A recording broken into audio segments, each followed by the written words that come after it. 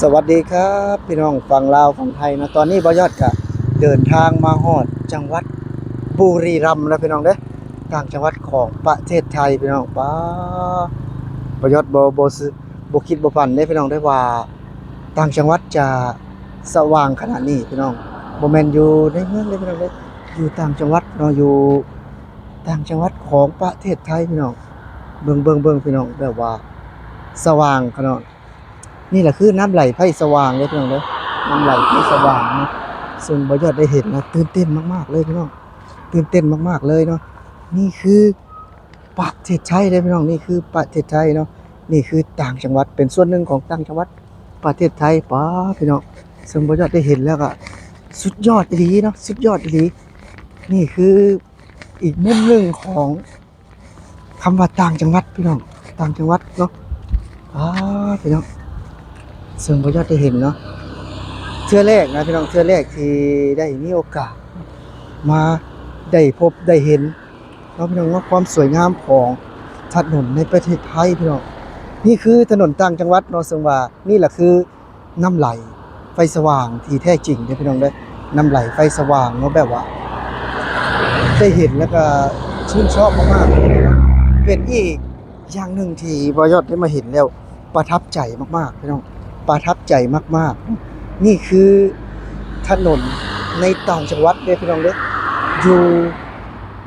บุรีรัมย์พี่น้องบ่ยอดกำลังจะเดินทางกลับฝั่งสปป.ลาวเนาะได้เห็นภาพบรรยากาศแบบนี้เพิ่นแบบว่าแวะจอดกินข้าวนะพี่น้องบ่ยอดได้เห็นก็เลยแบบว่านำมาเสนอให้พี่ให้น้องได้เบิ่งกันเนาะนี่คือถนนพี่น้องใหม่ๆเลยเนาะนี่เป็นถนนแบบว่าใหม่ๆเลยตอนนี้ก็บ่จะได้มาเห็นเนาะมาเห็นกับตาเลยว่านี่เป็นถนนจริงๆนะพี่น้องบ่ได้แบบว่าบ่ได้สร้างขึ้นแบบว่า AI บ่ได้สร้างขึ้นนะพี่น้องนี่แบบฝีมือคนไทยพี่น้องวิศวกรไทยเนาะแล้วก็ทุนไทยเบิ่งพี่น้องเนาะฝั่งนี้เป็นข้างละ2เลนแต่ว่ามีความงามขนาดเลยพี่น้องนี่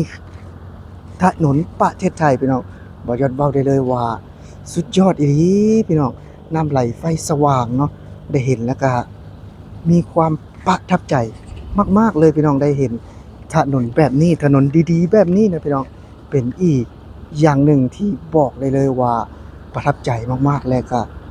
ภูมิใจพี่น้องที่ได้เห็นเนาะซึ่งว่าบ่ยอดก็เป็นครั้งแรกในชีวิตนะที่ได้มายืนถ่ายให้พี่ให้น้องได้เบิ่งแบบนี้พี่น้องเป็นครั้งแรกในชีวิตของบ่ยอดเลยเนาะที่ได้มาถ่ายถนนต่างจังหวัดของประเทศไทยนะพี่น้อง เบิ่งพี่น้องเบิ่งเนาะได้เห็น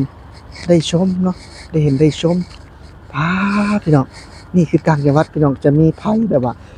สว่างสุดทางเลยพี่น้องสว่างสุดทางเลยเนาะเห็นแล้วก็สุดยอดสุดยอดนี่แหละคือถนนในประเทศไทยพี่น้องเพราะว่ากลางคืนพี่น้องรถก็บ่หลายปานใดเนาะนี่แหละพี่น้องถนนในประเทศไทยเนาะว้าพี่น้องความสวยงามของถนนพี่น้อง ซึ่งว่ายอดเว้าได้เลยว่าถ้าหากว่าบ่ได้มาเจอในประเทศไทยนะคือจะบ่มีโอกาสได้เห็นแน่นอนถนนที่ดีๆแบบนี้พี่น้องเบิ่งไฟแสงสว่างเนาะจะแบบว่าสุดทางเลยนี่คือกลางคืนนะพี่น้องกลางคืนเนาะกลางคืนแบบว่าบ่ย้านเลยพี่น้องบ่ต้องย้านแบบว่ามืดบ่ต้องย้านงูตอดบ่มีขี้เข็บเนาะพี่น้องเนาะว่ามันแบบว่าสวยงามมากๆเนาะสวยงามมากๆจะเป็นถนนลาดยางแล้วก็ ไปพุ่นก็จะเป็นถนนคอนกรีตเพิ่นจะสร้างใหม่ตลอดเลยพี่น้องสร้างใหม่ตลอดเลยเนาะได้เห็นนะประทับใจมากๆเลยพี่น้องนี่คือถนนต่างจังหวัดของประเทศไทยพี่น้องเห็นแล้วภูมิใจมากๆพี่น้องเห็นแล้วประทับใจมากๆที่ได้เห็นเป็นอีกหนึ่งมิติที่แบบว่าได้เบิ่งได้ชมเนาะเป็นถนนจริงๆนะพี่น้องที่สร้างมือ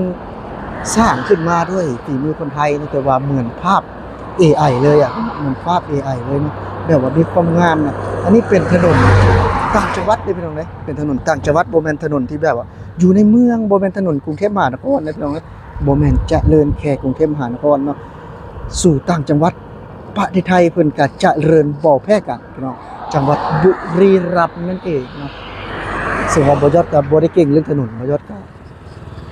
จำบ่ได้ว่าถนนนี้ถนนหยังเนาะถ้าผู้ใดฮู้ก็คอมเมนต์เข้ามาเบิ่งเนาะอันนี้ก็เป็นอีก อย่างหนึ่งที่ได้เห็นแล้วประทับใจนะพี่น้องเห็นแล้วประทับใจเนาะถนนในประเทศไทยซึ่งบยศ